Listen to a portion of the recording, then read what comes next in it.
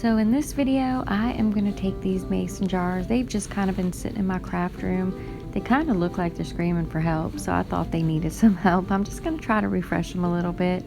I took these letters off of an old sign that I had made that I wasn't using. It was just kind of sitting there, so I just pulled them off. It was just hot glue.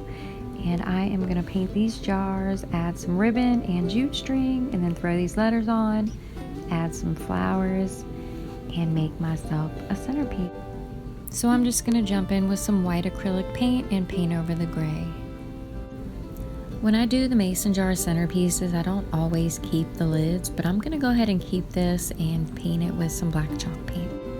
So here's what I have so far. I went ahead and painted the lids and the letters with the black chalk paint. And here are what my jars are looking like. I just took that buffalo plaid ribbon, wrapped it around the center, and hot glued it to the back of my jars. So here's what my jars look like completed. I think I definitely brought some life back into them because they were looking real shabby for a minute. I hot glued my letters on, threw some jute string at the top, and added some lavender, and it made a cute little centerpiece. That's gonna end my video, and thanks so much for watching.